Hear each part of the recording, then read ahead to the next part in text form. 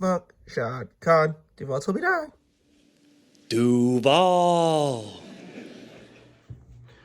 You know, it's crazy to think we are at this point of the year already in the NFL season, but the 2025 NFL trade deadline has officially expired. Now, James Gladstone has made a few of them, and listen, I'm not going to go over the Travis Tucker trade again. You already know how I feel about it. There's no need to reiterate it. So what I'm going to do in this video is I'm going to go over and grade how I feel about all of the seasons James Gladstone made in his first regular season as the Jaguars GM.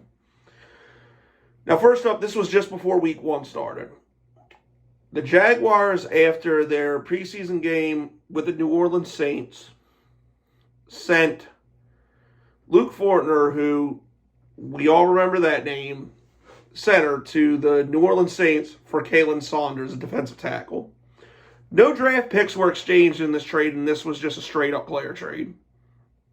Now, Kayn Saunders honestly hasn't done much here.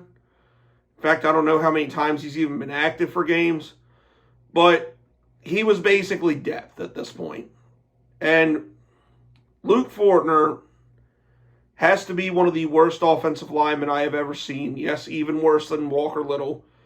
And just any time this guy was on the field, he was just ass. It's arguably the worst draft pick Trent Baalke ever made in his entire time with the Jaguars.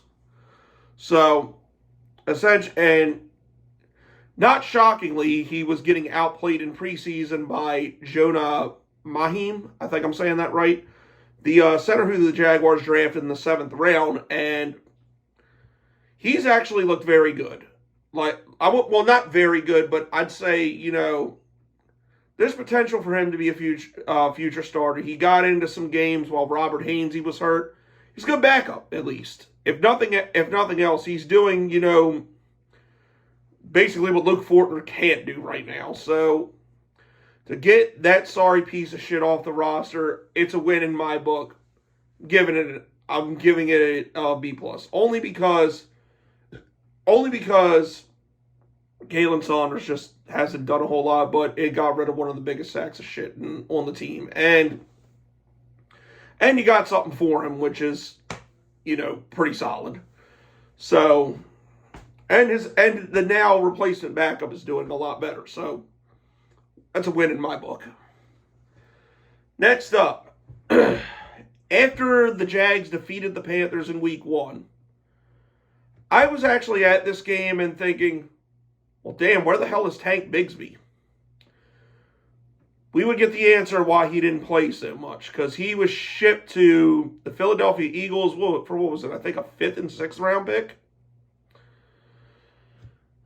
Honestly, didn't get it at the time, but you know what? Bajal Tootin has been a great RB2. Travis Etienne has had a resurgence, and, I think the running back depth was set, and, you got some picks for a guy who really, I personally was never high on. A lot of people liked him, though, for some reason, but, I personally was never high on Tank Bigsby. So, didn't mind this at all. I mean, not really much of an impact. It's lower picks for a guy you took in the 3rd round.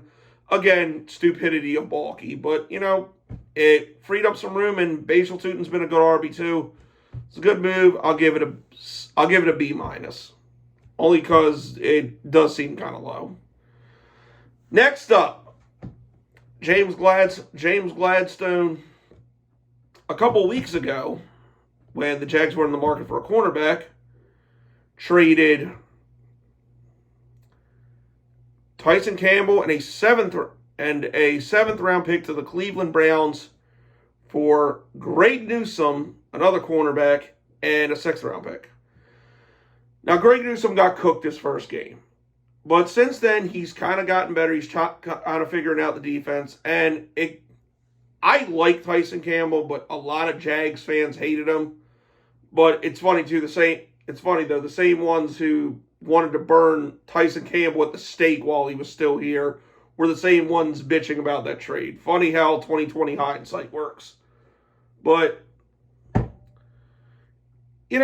don't think really much changed there. I think if anything, you just got out of a contract, and I think Greg Newsome has been fine since he's been here. I think he'll get better as the season goes on.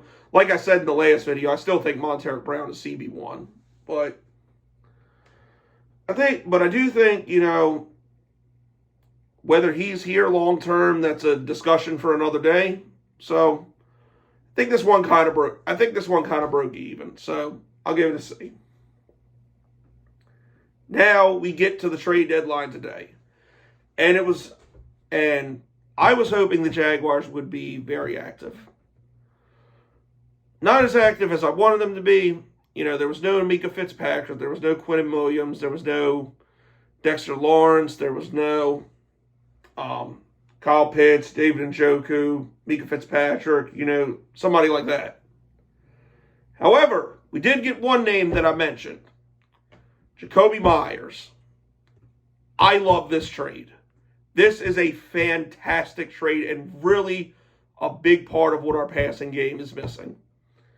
Jakobi Meyers is a veteran receiver, still kind of on the young side at only 28 years old. He has one of the lowest drop radiuses in the league. Well, drop percentages in the league. I said drop radius, but you get what I mean. He doesn't drop the fucking football often. You can line this guy up anywhere. He can really take on that security blanket for Trevor Lawrence. BTJ hopefully is going to get better as the season goes on. Parker Washington, I think, doesn't get near enough credit in this offense. You had Jakobi Meyers into the mix, who just will catch everything. Somebody Trevor can really rely on in a clutch play. De'Ami Brown, I haven't been that impressed with. Tim Patrick sometimes has played above expectations. I will say that for him. But and then Travis Cucker's got to get fit in there when he comes back. So, absolutely love this trade. Everybody was mentioning about, maybe we should keep our draft picks. Well, we gave up a 4th and a 6th round pick, which we have another 4th round pick. We didn't give up one of our 2nd or 3rd round picks. We still have,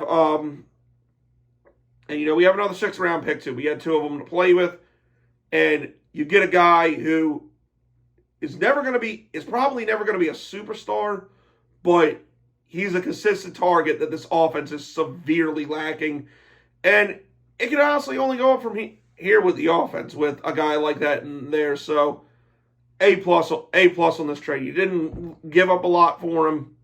Very good move. No one should be complaining about this move. If you are, you're just kind of an asshole. So absolutely fantastic move.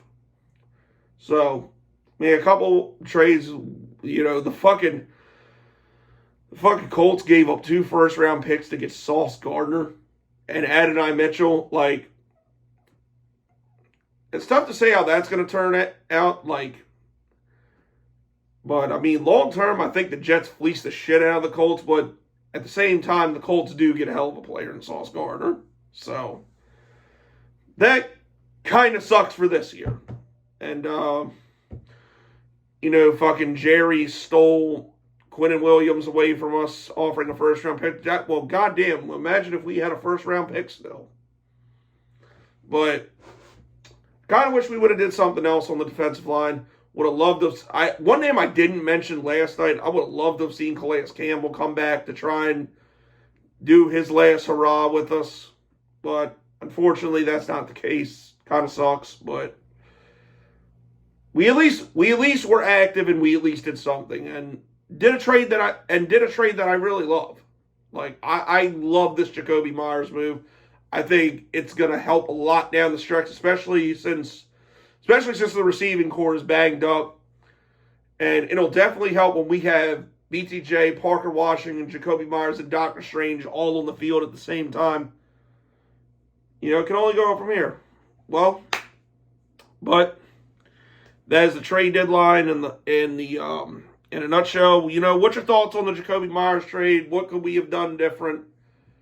Let me know how you guys are feeling right now. But that's it. That's all, people. I will see you in the preview. It's been your boy Jagging Off. Go Jags. Duval Hill. I die. Go.